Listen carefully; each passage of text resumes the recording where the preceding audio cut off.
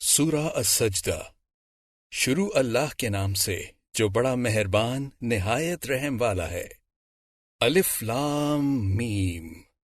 اس میں کچھ شک نہیں کہ اس کتاب کا نازل کیا جانا تمام جہان کے پروردگار کی طرف سے ہے۔ کیا یہ لوگ یہ کہتے ہیں کہ پیغمبر صلی اللہ علیہ وآلہ وسلم نے اس کو از خود بنا لیا ہے؟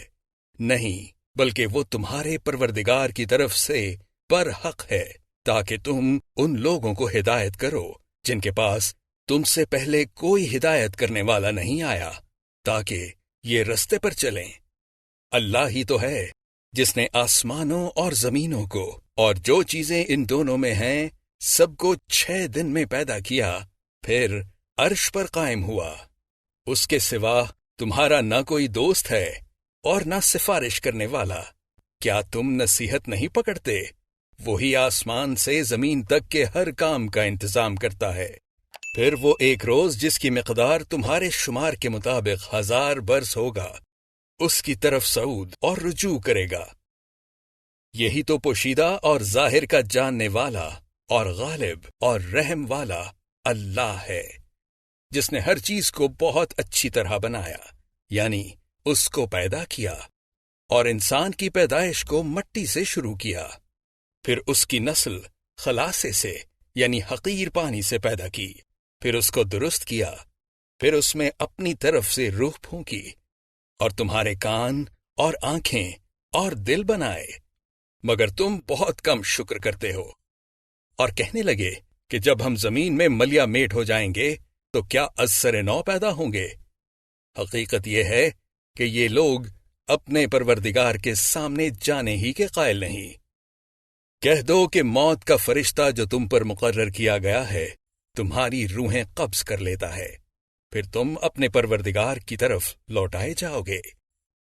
اور تم تعجب کرو جب دیکھو کہ گناہگار اپنے پروردگار کے سامنے سر جھکائے ہوں گے اور کہیں گے کہ اے ہمارے پروردگار، ہم نے دیکھ لیا اور سن لیا، تو ہم کو دنیا میں واپس بھیج دے کہ نیک عمل کریں، بے شک ہم یقین کرنے والے ہیں۔ اور اگر ہم چاہتے تو ہر شخص کو ہدایت دے دیتے، لیکن میری طرف سے یہ بات قرار پا چکی ہے کہ میں دوزخ کو جنوں اور انسانوں سب سے بھر دوں گا، سو اب آگ کے مزے چکھو، اس لیے کہ تم نے اس دن کے آنے کو بھلا رکھا تھا۔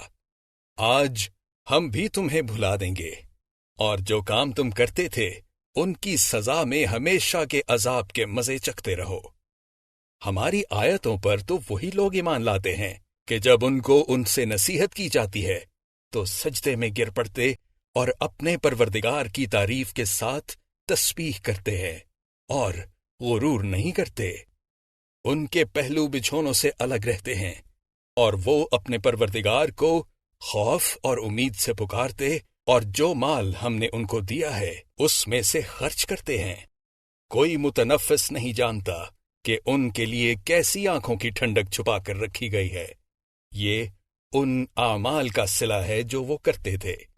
بھلا جو مومن ہو وہ اس شخص کی طرح ہو سکتا ہے جو نافرمان ہو؟ دونوں برابر نہیں ہو سکتے۔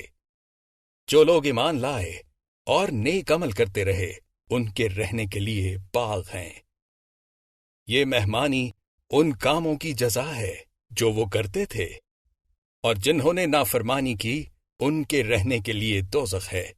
جب چاہیں گے کہ اس میں سے نکل جائیں تو اس میں لوٹا دیے جائیں گے، اور ان سے کہا جائے گا کہ جس دوزخ کے عذاب کو تم جھوٹ سمجھتے تھے اس کے مزے چکھو، اور ہم ان کو قیامت کے بڑے عذاب کے سوا عذاب دنیا کا بھی مزہ چکھائیں گے، شاید ہماری طرف لوٹ آئیں۔ اور اس شخص سے بڑھ کر ظالم کون جس کو اس کے پروردگار کی آیتوں سے نصیحت کی جائے تو وہ ان سے منہ پھیر لے۔ ہم گناہگاروں سے ضرور بدلہ لینے والے ہیں، اور ہم نے موسیٰ علیہ السلام کو کتاب دی تو تم ان کے ملنے سے شک میں نہ ہونا، اور ہم نے اس کتاب کو یا موسیٰ کو بنی اسرائیل کے لیے ذریعہ ہدایت بنایا، اور ان میں سے ہم نے پیشوا بنائے تھے جو ہمارے حکم سے ہدایت کیا کرتے تھے۔ جب وہ صبر کرتے تھے اور وہ ہماری آیتوں پر یقین رکھتے تھے، بلا شبہ تمہارا پروردگار ان میں جن باتوں میں وہ اختلاف کرتے تھے قیامت کے روز فیصلہ کر دے گا۔ کیا ان کو اس امر سے ہدایت نہ ہوئی کہ ہم نے ان سے پہلے بہت سی امتوں کو جن کے مقامات سکونت میں یہ چلتے پھرتے ہیں ہلاک کر دیا؟ بے شک اس میں نشانیاں ہیں۔ تو یہ سنتے کیوں نہیں؟ کیا انہوں نے نہیں دیکھا کہ ہم بنجر زمین کی طرف پانی رواں کرتے ہیں، پھر اس سے کھیتی پیدا کرتے ہیں جس میں سے ان کے چوپائے بھی کھاتے ہیں اور وہ بھی کھاتے ہیں، تو یہ دیکھتے کیوں نہیں؟ اور کہتے ہیں اگر تم سچے ہو تو یہ فیصلہ کب ہوگا؟